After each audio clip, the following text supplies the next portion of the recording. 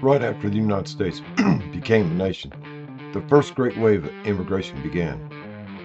No Ellis Island, no visas, no long lines. Just a new country, open borders, and a simple promise. If you're free, if you're white, if you stay just a few years, you can become a citizen. That first journey, in those first decades after independence, is where this story begins. And from there, a pattern emerges. A pattern of mass immigration roughly every 100 years or so, centered on three periods: the late 1700s into the early 1800s, the late 1800s into the early 1900s, the late 1900s into the early 2000s. This isn't a perfect clock. It's not meant to be a scientific law. It's a framework, a way to see how the country reshapes itself in waves. And for much of the U.S. history, that story is especially the story of the population who arrived, from where and under what rules. The first wave starts just after the Revolution. In 1790, the first census counts about 3.9 million people in the new nation. Close to 90% of that population is of British ancestry: English, Scottish, Welsh, or Scottish-Irish. But the doors are open. That same year, Congress passes the Naturalization Act of 1790. Any free person who lives in the United States for 2 years can become a citizen. No test, no quotas, no complex paperwork. Just live here and be free. Between 1783 and the 1920s, roughly 366 Europeans arrived in the young United States. Most are from Great Britain, Ireland, and the German lands. Compared to what comes later, the numbers are smaller, but for that time, it's a clear first pulse of immigration into the new republic. But think what that actually means. Families stepping off the ships or crossing borders into a place that barely has any government yet. No immigration service, no green cards, just a decision. We are here and we are staying. And then they start building a farm, a shop, a church. Names that will, generation after generation, become the American, the real American. This period, late 1700s to early 1800s, sets the pattern. Open policy, European origins, a country eager for people to feel the land and build the economy. It's the first chapter in the story of how the population of the United States was formed. And for many Americans, this is the era where their ancestors first arrived. We fast forward about another century. Now we're in the late 1800s to the early 1900s. From the 1880s into the 1910s, the sources of immigration shift and expand. The crowds at Ellis Island are filled with Italians, Polish, Jews from the Russian Empire, Greeks, and Slavics, along with the continuing flows from Ireland and Germany. Between 1890 and 1919, more than 18 million immigrants arrived. The decade from 1901 to 1910 became the single largest decade of immigration in U.S. history up to that point. This is the second century mark. The first wave, the post-independence era, was the opening act. This one is the main event of the 19th and early 20th centuries. Cities explode, factories hum, tenements rise. Language, religions, foods, all of it layers onto an older British and Irish communities. You can almost hear the change. New accents on the street, new signs above the shops, new prayers in the church and synagogues. And yet, this wave also triggers a backlash.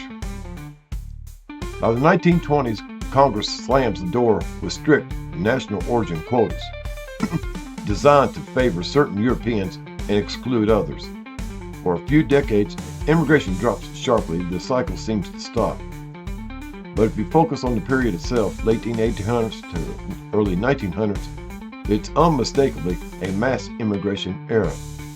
Millions arrive, and the country transforms. and the question of who belongs moves to the center of American politics. For many Americans, this is a chapter where their family names arrive. Maybe it's an Italian grandparent, a Polish great-grandparent, a Jewish family fleeing persecution. Different origins than the earlier British and German settlers, same basic pattern.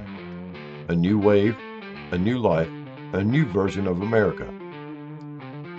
Now jump forward another century. We land in the late 1900s and early 2000s.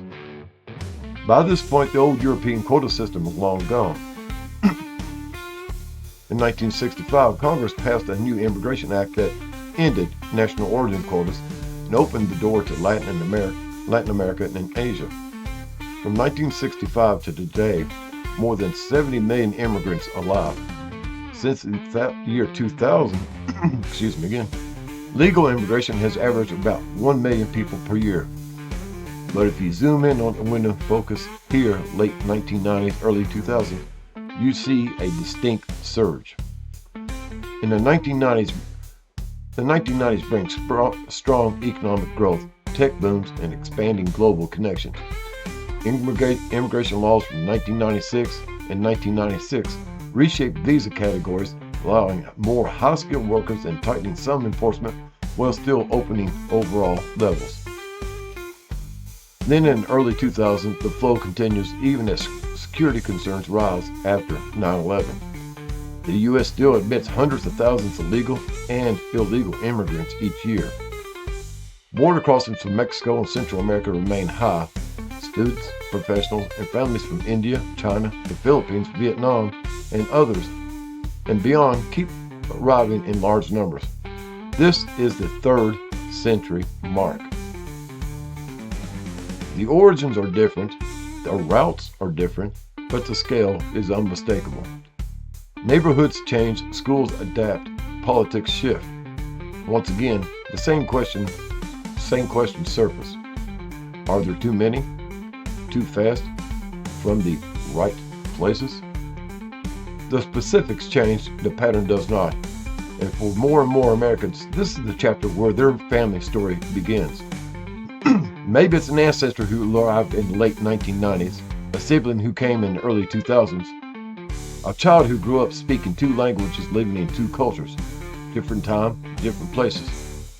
Same story of leaving, arriving, and becoming American. So is there really a 100-year immigration cycle? Let's examine again. Late 1700s to the early 1800s, post-independence European immigration forming much of what the early white population is. The late 1800s to the early 1900s, the great southern and Eastern European wave adding new layers to that population. Then in the late 1900s to early 2000s, a modern global wave with heavy flows from Latin America and Asia. Each of these windows is a moment when large numbers of newcomers arrive in a relatively short span.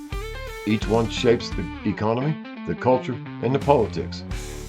Each one forces the country to ask, who are we? Who belongs? How much change can we handle? Maybe the 100-year cycle isn't a law of nature. Maybe it's just a story we tell to make sense of the country that keeps remaking itself. But if you line up those 3 periods, late 1700s, late 1800s, and late 1900s, the rhythm is hard to ignore. Every century or so, a new wave comes, and America becomes something else. This isn't a story about one family. It's the story of most Americans. So go back to late 1700s and early 1800s. Some go to late 1800s and early 1900s. Some from the 1990s to early 2000s. But it's different chapters, but it is the same book. Question now isn't whether there's another wave. There always is. The question is, what kind of country do we want to be when the next one arrives? Later, taters.